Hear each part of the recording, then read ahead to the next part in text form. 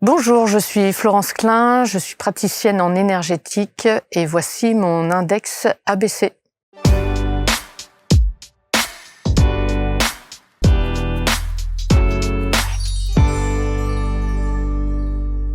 Merci d'être avec nous. Voici le portrait de Florence Klein qui est installée sur les canapés. Bonjour Florence. Bonjour. Vous allez bien? Très bien, merci. Bon, merci d'être là, venue tout droit de votre Normandie, où vous ça. exercez, où il fait bon vivre, évidemment. Et on va parler de cette symphonie en harmonie de l'être. Waouh! Alors ça, il va falloir une explication de texte pour nous dire ce que ça veut dire. Praticienne en énergétique, et on va voir évidemment aussi votre parcours. Ce qui a fait qu'aujourd'hui, vous en êtes arrivé là où vous êtes.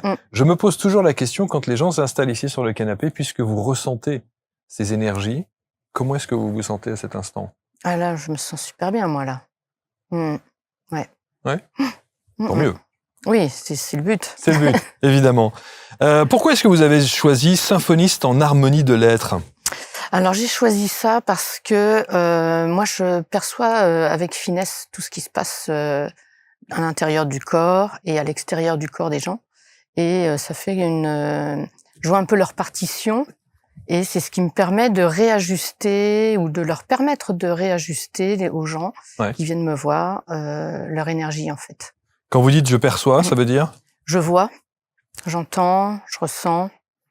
J'ai tous mes sens qui sont en éveil. Et c'est ce qui me permet de voir au plus près ce qui se passe chez eux. Quand vous dites « je vois », et c'est ça qui est important, c'est d'arriver à mettre des mots. Je sais que c'est de l'ordre du subtil, donc c'est toujours difficile à décrire. Mais si vous deviez mettre des mots sur justement ces perceptions, ce que vous voyez, comment est-ce que vous arriveriez à décrire ça? Alors, quand je dis que je vois, effectivement, je vois de la même façon que je vous vois là, actuellement, sauf que c'est sur un plan subtil. Donc, mais en fait, c'est la même chose. C'est exactement la même chose. C'est-à-dire que même quelqu'un, une énergie qui est dans l'éther, qui passe dans la pièce, je peux la voir telle que je vous vois là. Ok. À volonté? Oui, à volonté, oui. Je peux aussi décider de fermer le canal et de ne pas voir pour ne pas être perturbé. Donc, là, tel que je suis assis là, vous pouvez voir certaines choses. Et donc, ça se matérialise de quelle manière? Il y a des couleurs? Il peut y avoir des couleurs, des odeurs, des goûts, des intensités de lumière. Alors, qu'est-ce que ça révèle des gens quand vous voyez ça, alors? Alors, déjà, les intensités de lumière, pour moi, c'est très important parce que c'est là où je vois que l'énergie circule ou ne circule pas, déjà. Et donc, l'intensité, évidemment, est faible si ça ne circule pas? C'est ça, tout à fait. Où je vois, peut-être même, des fois, je peux voir que la moitié des personnes ou avec un bras moins éclairé que d'autres, donc que d'autre part, je veux dire, du corps. Et effectivement, c'est un indicateur pour moi. Ça veut dire que les parties qui sont mal éclairées, ou moins bien éclairées, sont les parties où il faut intervenir? Oui, tout à fait. Et c'est un indicateur, et c'est vraiment par rapport à moi, à ce que je perçois moi dans mon fonctionnement. Quelqu'un à qui je pourrais former, par exemple, n'aurait certainement pas les mêmes ressentis, les mêmes visions. Peut-être que lui, c'est le contraire. La personne, peut-être que cette personne-là, elle verrait plutôt une couleur plus claire qui lui indiquerait que l'énergie, elle est pas bien à ce moment-là, à cet endroit-là. En fait. Alors du coup, une fois que vous avez identifié, entre guillemets, la problématique ou l'endroit où il faut intervenir, comment est-ce que vous intervenez? Alors là, moi, je me connecte à son être intérieur pour avoir les réponses, justement, de comment il faut réharmoniser tout ça. La réponse, elle vient pas de moi, elle vient que de la personne. Parce qu'il y a que elle qui sait exactement ce qu'elle a besoin. Et des fois, il y a même pas besoin d'y toucher. Moi, je peux capter des choses, voir des choses, et c'est pas le moment d'y toucher. C'est trop tôt. Il y a d'autres choses à mettre en place dans le corps avant. Et alors comment vous savez que c'est trop tôt? Je le sais parce que si je teste, moi, dans l'énergie, je teste une remise en circulation de l'énergie. Ok, une sorte de reset? C'est un peu... pour remettre à zéro les choses? Pas tout à fait, parce que c'est vraiment un test. Donc, je teste, c'est-à-dire que je projette, je visualise l'énergie qui circule à cet endroit-là, et si ça ne se met pas en place quand je le teste, c'est que c'est pas le bon moment. Et peut-être que ça peut se faire au cours de la séance d'ailleurs, ou peut-être au cours d'une autre séance. Oui, ça peut évoluer pendant la séance en fait. Ah, complètement. C'est-à-dire que vous pouvez commencer par quelque chose, voir que c'est pas le moment, vous orienter sur autre chose et revenir après Bien sur sûr. D'accord. Et des fois, j'ai même pas besoin de revenir dessus, ça se remet en place tout seul par le travail qui va être fait durant la séance. Ce qui fait que à la fin de la séance, vous voyez l'évolution. Ah oui, mais tout au long, je le vois l'évolution, tout au long, ouais. Ça, c'est extraordinaire parce que c'est un super pouvoir. Tout le monde a ce pouvoir-là, en fait. C'est parce que moi, je l'ai développé, je m'en suis rapprochée et je l'utilise dans mon activité professionnelle. Donc, il est entretenu, il est ça travaillé. fait partie de ma vie, de ma vie de tous les jours. Mais en fait, on a tous cette possibilité-là et on peut... c'est plus ou moins développé chez certaines personnes. Comment c'est arrivé alors chez vous? Racontez-nous un peu votre parcours. Alors moi, ça fait quand même un moment que je suis dans l'énergétique. J'ai été formée de bonne heure à diverses techniques très tôt. Et, comme lesquelles, par exemple? J'ai été d'abord formée au Reiki en premier, et puis après au Lao Chi. Et j'ai été formée, j'ai pris des formations de bol tibétain, de bol en cristal aussi. Et tout ça, au fur et à mesure, ça m'a permis de développer, de me reconnecter à mes capacités. Mais je les ai depuis l'enfance, en fait. Et elles ont été freinées par toutes les injonctions sociétales, familiales. Et je m'en suis plus ou moins coupée. Et j'ai retrouvé ça au fur et à mesure dans ma vie. Parce que forcément, quand je percevais des choses en moi et que j'écoutais ce que je percevais, je voyais bien que c'était bien la vérité, pour moi en tout cas. Et donc, au fur et à mesure, je me suis de plus en plus rapprochée de ça, de ma vérité. Comment vous avez... je me suis rapprochée de ma vérité, ça, c'est une belle phrase. Comment est-ce que vous avez vécu ça, petite? Petite, j'ai vraiment vécu ça. J'ai suivi les injonctions sociétales, donc vous familiales. avez caché, en fait. J'ai mis ça de côté. Pas complètement, mais quand même une grosse partie de côté. Mais petite, ça veut dire quoi? C'était aussi dans l'énergétique ou il y avait de la clairaudience, de la médiumnité, des choses comme ça? La clairaudience, la médiumnité, oui. Moi, je percevais des choses avant que ça arrive, oui, bien sûr. Et il fallait rien dire. Ah bah non, j'ai été vite remise dans des... Non, ça n'existe pas, c'est pas possible. Parce que vous le disiez? Oui. Ah oui, moi je l'entends encore dans mes oreilles. Si je me reconnecte à ces parties de vie où on me disait tais-toi. Ah ouais. Non, ça n'existe pas. Donc voilà. Bon, ok. Donc petite, il y a effectivement ce ressenti-là que vous camouflez. Ado, même chose? Ado, jeune ado, je me suis pas trop reconnectée à ça. C'était un peu plus tard dans l'adolescence où là, oui, moi, je me suis reconnectée à la géobiologie, par exemple. Moi, je m'y suis intéressée vraiment à ce moment-là parce que j'étais fascinée par les ondes de forme, l'influence des ondes de forme sur le vivant, en fait, sur la nature, les humains, les animaux. Et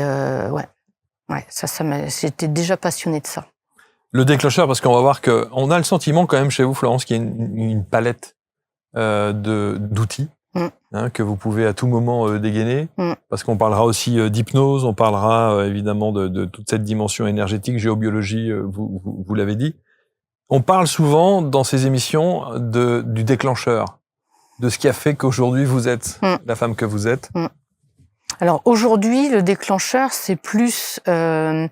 mes activités professionnelles précédentes qui m'ont emmenée vers un gros ras-le-bol, en fait. Je travaillais dans le handicap de la vieillesse, de handicap d'adulte et aussi de l'enfance. C'est souvent lourd. Et et c'est surtout alourdi par l'administration derrière, où franchement la prise en charge est pas du tout appropriée au handicap, du tout. Et ça m'a vraiment mis en colère et en ras-le-bol de ça. Et c'est ça aussi qui m'a permis de me réorienter vers qui je suis vraiment et ce que je sais faire, surtout naturellement. Et c'est pour ça aussi que ça m'a enclenché vers cette direction-là, en fait. Et pourquoi vous l'avez pas fait avant? Parce que ça s'est pas trouvé comme ça. Moi, Ok. je travaille par passion et j'étais passionnée de tous les travaux que j'ai choisi de faire avant. Et j'ai profité de cette passion-là dans les activités que j'ai faites avant. Ouais. Ouais. Donc vous Ça le m'a faites. apporté beaucoup. Ouais, vous le faites à fond. Ah oui, moi ou c'est à pas. fond ou ça marche pas, Ouais, donc il faut que je change. Quand ça marche plus, il faut que je change. Donc vous vous souvenez de cet instant où vous vous dites bon allez, ça suffit, maintenant je vais faire véritablement ce que j'ai envie de faire en étant aligné avec qui je suis? Ah bah oui, je me souviens très bien. Ouais, ouais. Et ouais. Donc c'est il y a 4 ans quand je me suis lancée, là j'ai dit bon bah c'est OK. J'ai suffisamment d'aplomb en moi pour y aller en fait. D'oser. Je me lance et je verrai bien ce qui se passe. Mais ça veut dire que avec votre première vie, moi je dis toujours la première partie de vie, parallèlement, vous faisiez pas du tout d'énergétique? Si, mais non déclaré, c'était comme ça. Ouais. Si, je le faisais régulièrement. Ouais. Ne serait-ce que pour moi déjà. Ouais, si, bien sûr. Et donc vous décidez un jour de dire bon allez, maintenant ça suffit, je vais switcher et puis je vais faire véritablement ce que j'ai envie de faire. Qui sont les gens qui viennent vous voir? Parce que vous dites tout à l'heure, vous avez dit les gens viennent et je vois la problématique. Sauf que les gens qui ne savent pas pourquoi ils viennent, ils savent qu'ils doivent venir, mais ils ne savent pas pourquoi ils viennent. Ouais. J'ai aussi des gens comme ça qui ne savent pas pourquoi ils viennent, parce qu'ils sont en mal-être en fait, en mal-être profond. Ils voient pas de sens à leur vie et donc ils viennent me voir, effectivement, pour remettre un petit peu de sens dans tout ça.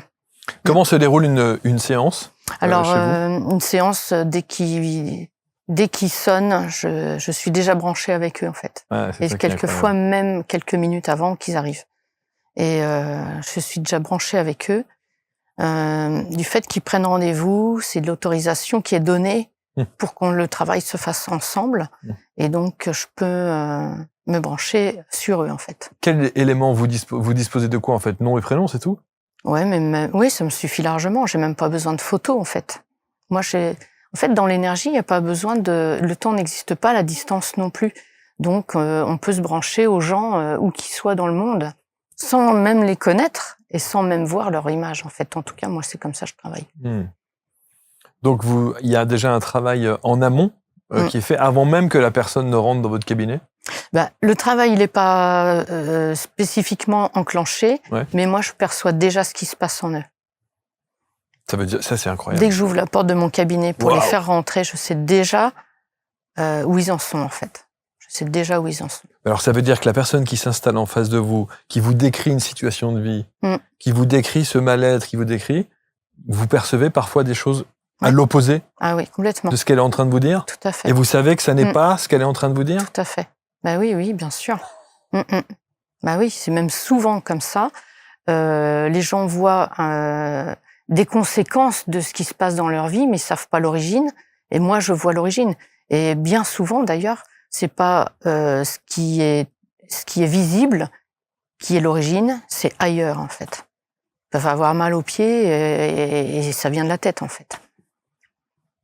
En grossissant un peu. Oui, bien sûr, c'est ça. Et on se dit, non, si j'ai mal aux pieds, j'ai mal aux pieds. Non. Mais en fait, non, des fois, ça vient d'ailleurs. Bien souvent, ça vient d'ailleurs. On avait eu un cas comme ça d'une personne qui avait des maux au cervical et qui disait, oh là là, je vais avoir un problème au cervical. Et en fait, ça ne vient pas des cervicales, ça vient d'ailleurs, une autre partie du corps. Parce que notre corps, il a cette spécificité-là, c'est de s'exprimer.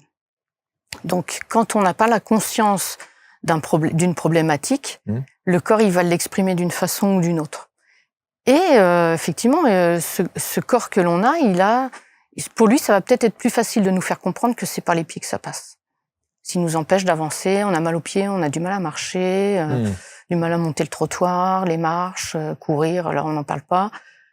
Là, ça va nous interpeller, on va se dire « Ah mince, il y a un problème ». Alors que si on a un chagrin, par exemple, au niveau du cœur, on va pas vouloir le voir parce qu'il est gros, il est énorme, il prend beaucoup de place, il est intense et on n'a pas envie de le regarder. Donc ça va se passer ailleurs. Ouais, c'est ça. Voilà. Où là, on va se positionner pour le regarder. C'est une alerte. C'est une alerte. Le corps vous dit, hop, il faut retravailler quelque chose, en tout cas, bon. Donc, les gens font la démarche de venir vous voir, ils arrivent, vous avez quelques minutes avant cette connexion avec son âme. Ouais, c'est ça, ouais. Ouais, c'est son être intérieur. Son être intérieur. La personne rentre dans le cabinet, qu'est-ce qui se passe ensuite? Alors j'écoute la raison pour laquelle elle est arrivée déjà dans le cabinet, ou pas. Parce que des fois, il y a des gens qui disent, je sais pas trop. Souvent, les adolescents qui viennent me voir, ils savent pas trop en fait. Ah ouais, il y a des ados, Ils sont perdus, ils savent pas où ils en sont. Il se passe plein de choses autour d'eux qu'ils comprennent pas. Et je sais pas, c'est ok. T'assois, je regarde, je te guide et ça va se faire. Alors, parlez-nous de cette guidance. Concrètement, ça veut dire quoi, je te guide? Alors en fait, l'idée de mes séances, c'est que les gens soient autonomes dans leur régulation. C'est-à-dire que on est tous capables de s'autoréguler. Le corps, quand il se blesse, il fait une croûte tout seul en fait. Il se régule tout seul. Donc moi, je pars toujours de ce principe-là, le corps, il sait. Donc l'idée, c'est de réenclencher ça, de se reconnecter à ce qu'on sait faire naturellement. Et on peut influencer aussi ce corps, on peut l'influencer pour accélérer les choses, ou au moins bonifier les choses. On peut accélérer une cicatrisation, par exemple. Et donc moi, j'emmène ces gens-là par rapport à ce qu'ils savent dans leur vie, par exemple, s'ils ont une passion comme le sport, la musique, la peinture, quelle que soit leur passion. Moi, je pars de là parce que la passion, souvent, c'est quelque chose qu'on sait définir à l'intérieur de nous, en émotion. C'est quelque chose de fort, on est capable de le ressentir. Quelque chose qui nous met en joie, on est capable de le ressentir. Et si on n'est pas capable, on le perçoit quand même quelque part, on est en joie. Et à partir de là, je les oriente. Par exemple, si c'est quelqu'un qui sait faire de la musique, qui s'y connaît en tonalité, c'est reconnaître une musique qui lui fait plaisir et d'une musique qui ne lui fait pas plaisir. Et là, je lui dis, voilà, regarde, à tel endroit dans ton corps, là, il y a besoin de remettre de la circulation. Ça fait comme si la musique, par exemple, la partition, elle était en boule, complètement chiffonnée, prête à mettre à la poubelle. Et j'ai dit, là, l'idée, c'est de la remettre à plat, de revoir les notes, toutes les portées, tout en ordre. Et je peux lui demander, par exemple, de ressentir la joie qu'elle a quand elle écoute une musique qui la fait vibrer, à l'endroit où je vois qu'il y a besoin de remettre en circulation. Et donc la personne là, elle fait ce processus-là en elle, et ça se remet en circulation naturellement en fait. Le corps, il entend la musique, la symphonie dont vous parliez. Ouais, bien sûr. La perception de ça, et il remet en circulation. Et moi, je vois que dans ces cas-là, par exemple, si je reçois l'image d'une boule, d'une partition qui est complètement froissée, que ça se déplie, que ça se remet à plat, voire jusqu'à avoir un papier complètement net, comme s'il n'avait jamais été chiffonné. Et ça, c'est définitif? Ouais. Il n'y aura pas besoin de revenir dessus après? Non. Wow. Non, c'est définitif. Ça, c'est fabuleux. La personne, pendant ce temps-là, dans cette première partie d'accompagnement pour vous, elle est sous hypnose? Non, du tout. Elle est consciente, sans état modifié de conscience. Après, moi, je peux les emmener en état modifié de conscience s'ils ont du mal à se détendre. Mais ça reste... ça va être dans par ma parole, en fait, par ma façon de parler, je les mets en état de détente. C'est plutôt un état alpha, de détente, pour qu'ils se reconnectent à eux. Et après, qu'est-ce que vous apposez les mains? Alors moi, j'utilise beaucoup mes mains parce que ça me permet de ressentir autour de leur corps les endroits froids, chauds, si ça pique, si c'est électrique. Je ressens tout aussi par mes mains et ça m'aide beaucoup. Et j'aide le corps. En fait, moi, je suis juste là pour aider le corps à faire circuler l'énergie dans le sens qui est nécessaire. Parce que moi, je le perçois et la personne ne le perçoit pas forcément. Donc, je permets, avec le mouvement de mes mains, je permets au corps, lui, de faire ce mouvement-là à l'intérieur. Donc, de remettre l'énergie en circulation.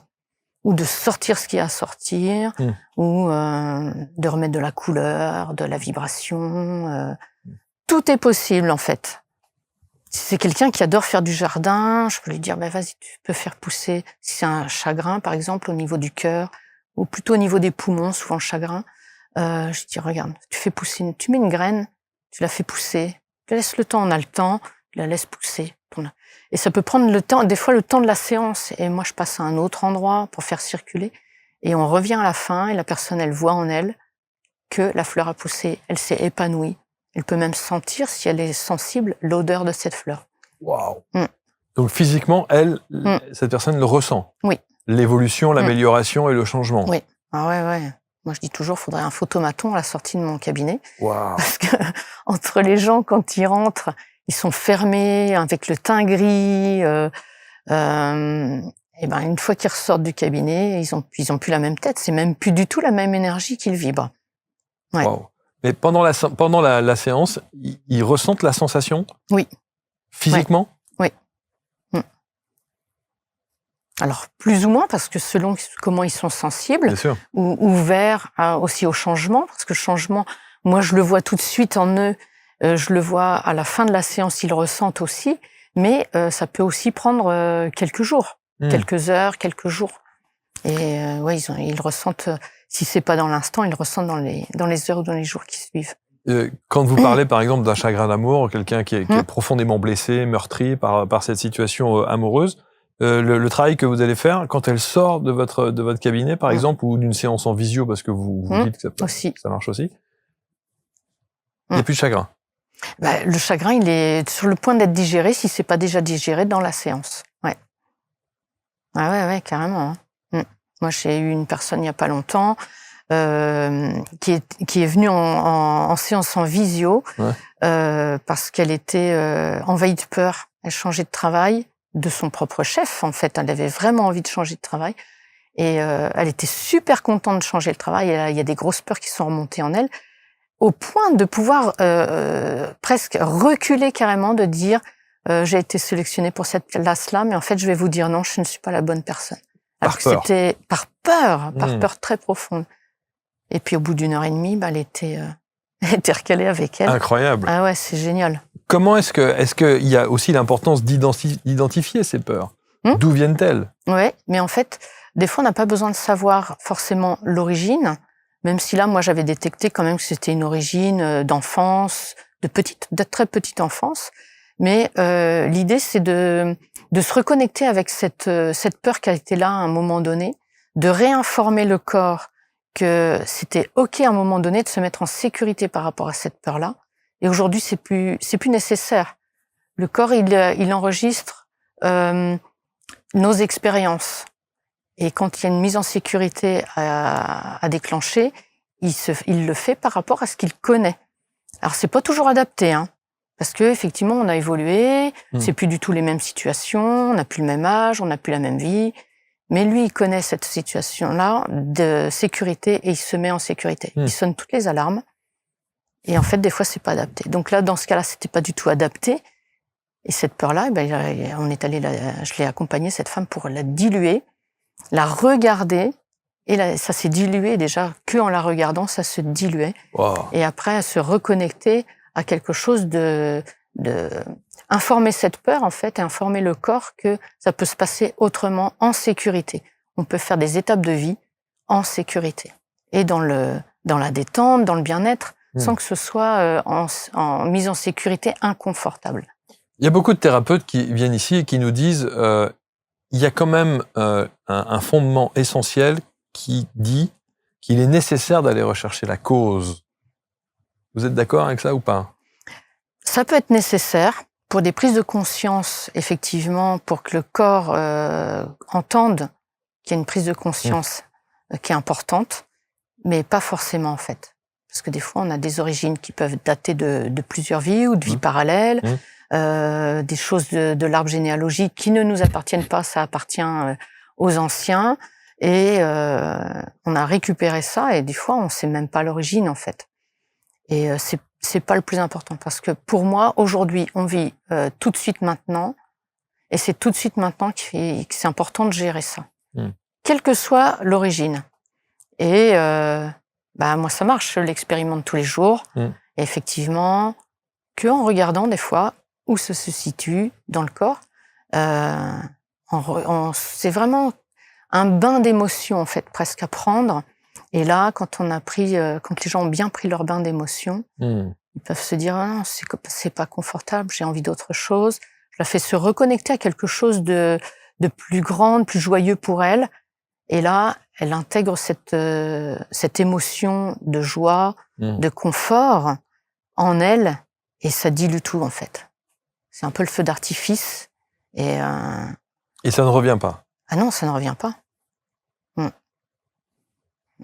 Voilà, non, parce que c'est vraiment une réinformation jusqu'au cœur de la cellule. Oui, c'est ça. On va c'est loin. un réengrammage, comme on dit souvent. C'est un réengrammage, Ouais, ça peut aller jusqu'à l'ADN, en fait. Hein. Va vraiment jusqu'au cœur de la cellule. Ça s'engramme toujours. Moi, j'intentionne toujours que ça s'engramme jusqu'à la vibration originelle de chacun. Comme ça, on repart. C'est un peu comme vous disiez tout à l'heure, un peu l'histoire du reset. Et on repart avec quelque chose d'autre. Vous parliez des adolescents. Un adolescent face à une période d'examen, par exemple, des peurs, des angoisses, du stress, vous pouvez limiter gérable, ça. Complètement. Ouais. Ah oui. On peut changer complètement la façon de voir les choses. Sur les phobies? Aussi. Waouh. Ouais. Phobie de l'avion. Et ce qui est chouette, en fait, c'est que moi, je permets aux gens de reconnecter à leur pleine puissance qui sont. Et moi, c'est ça qui me fait vibrer. Parce qu'au bout d'une heure, ils ont bossé. Moi, j'ai guidé leur corps vers leur auto-guérison. Mais c'est eux qui ont bossé, en fait. C'est ça qui est chouette. C'est eux qui ont bossé. Ça veut dire qu'à chaque fois qu'on rencontre une émotion, quelle qu'elle soit, et qui nous impacte et qui nous perturbe et qui est un peu lourd à digérer, vous pouvez solutionner ça. Ouais. Ça, c'est à retenir, et je pense qu'on va mettre autour de la vidéo, évidemment, tous les liens pour que vous puissiez rentrer en contact avec Florence, et donc à distance, évidemment, ça pose aucun problème. Ça pose aucun problème. Est-ce que quand on fait, par exemple, les choses à distance, est-ce qu'il y a besoin d'être mis d'une façon particulière ou non? Non. On peut même faire autre chose? Non, l'idée, c'est quand même d'être présent à la séance, c'est mieux. Enfin, moi, je préfère travailler comme ça pour que les gens ils prennent conscience qu'ils peuvent le faire eux-mêmes après, tout seuls. Parce qu'on est capable tous de le faire. Et ça serait bien... moi, j'adore que les gens qui repartent de mon cabinet sachent le faire tout seuls. Ouais, c'est ça. Après, s'ils oublient selon les émotions, qui sont plus ou moins difficiles à vivre selon les événements, de revenir me voir, je leur redonne l'impulsion, mais l'idée, c'est vraiment qu'ils se reconnectent à leur pleine puissance qu'ils sont. Et donc, il y a un protocole que vous leur donnez? Non, c'est juste ce que je leur fais faire dans les séances. C'est tout simple. Et on peut tous le faire facilement. Parce que moi, j'aime bien les choses simples, donc je transmets des choses simples. Donc, il n'y a pas de formule magique. Tout est magique. D'accord. En fait. Tout est magique. Tout est magique. Ouais.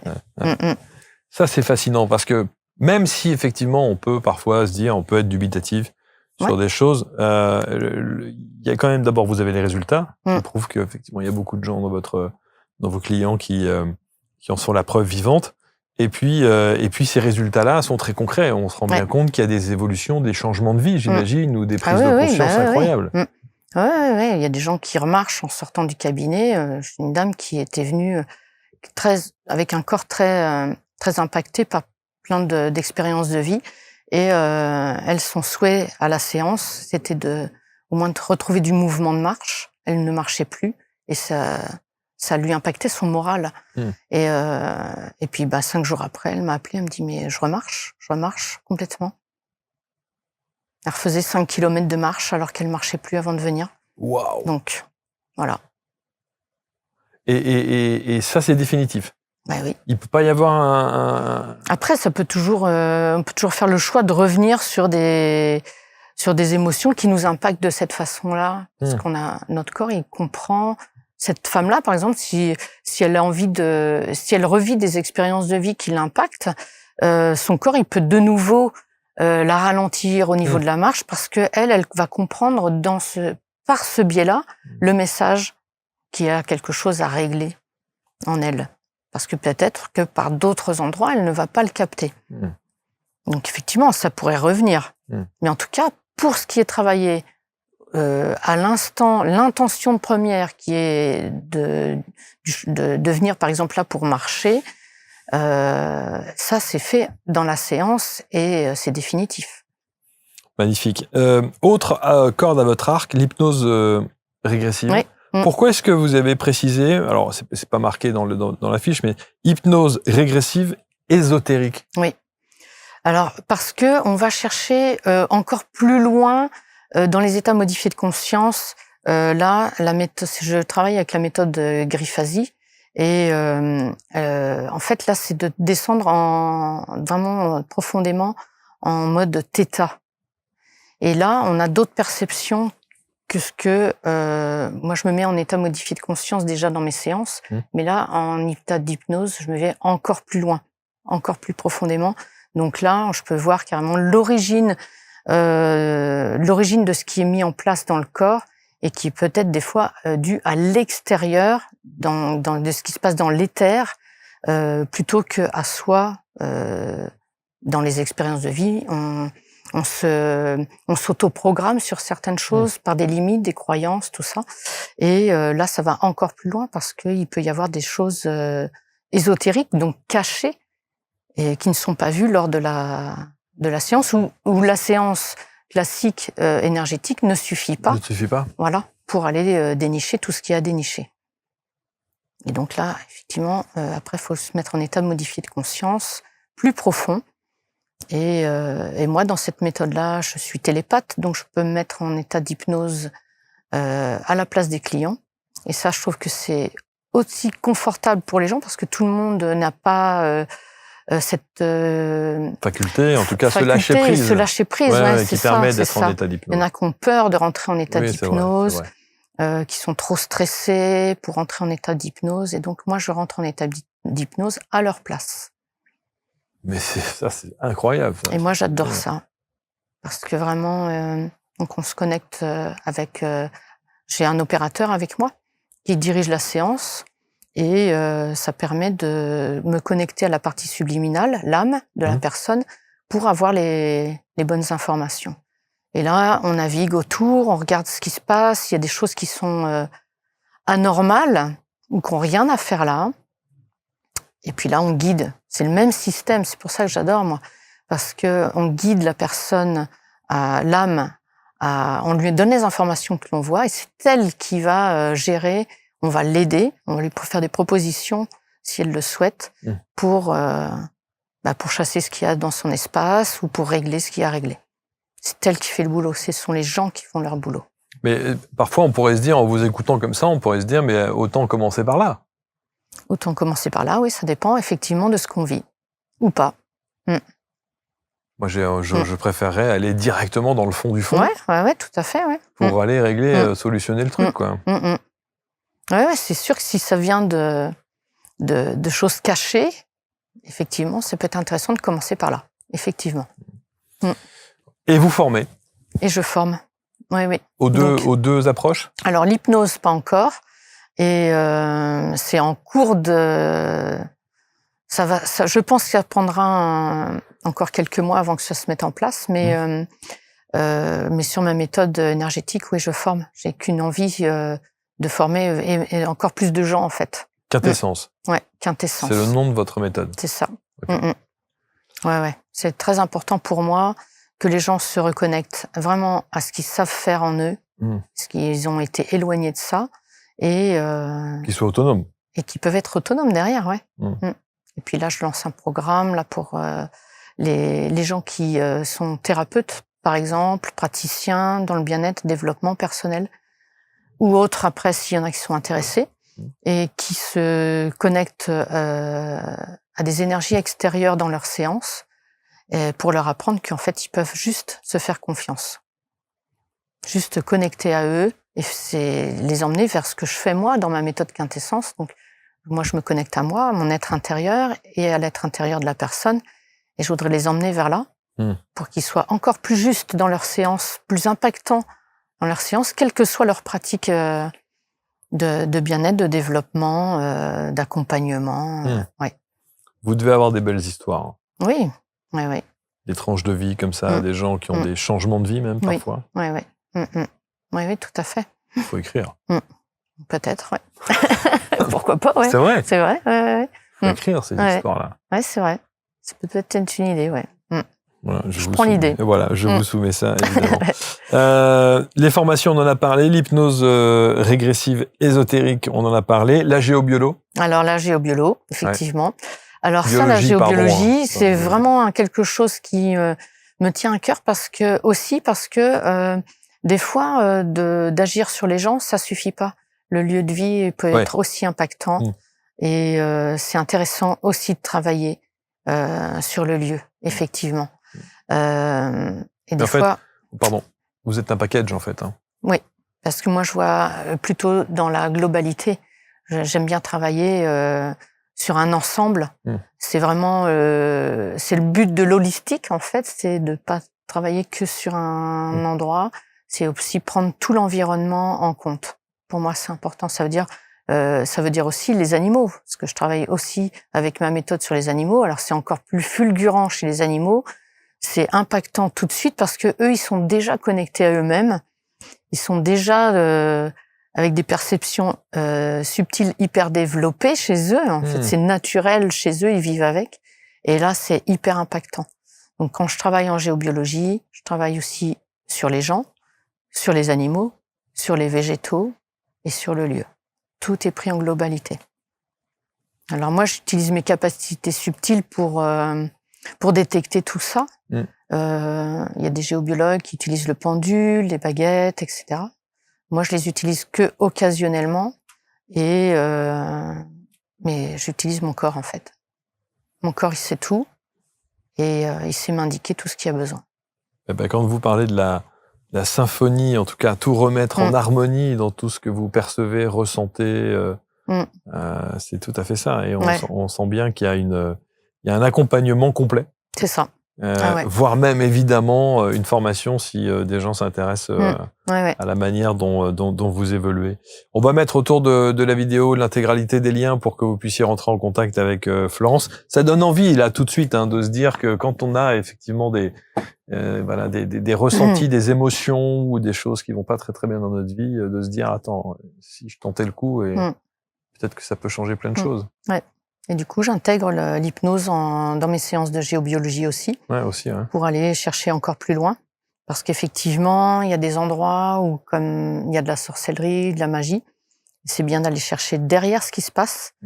Et j'avoue que d'avoir trouvé cette méthode d'hypnose pour moi aujourd'hui, ça me donne vraiment un soulagement dans mon travail, une simplicité qui s'installe, parce que je vais plus profondément et on va détecter les choses à l'origine et ça va beaucoup plus vite. Ça va beaucoup plus vite. Il y a des choses pas belles?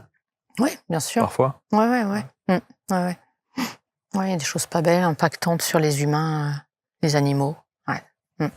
Ouais. Merci en tout cas, Florence. Je rappelle que vous êtes du côté de la Normandie, près de Rouen. C'est ça.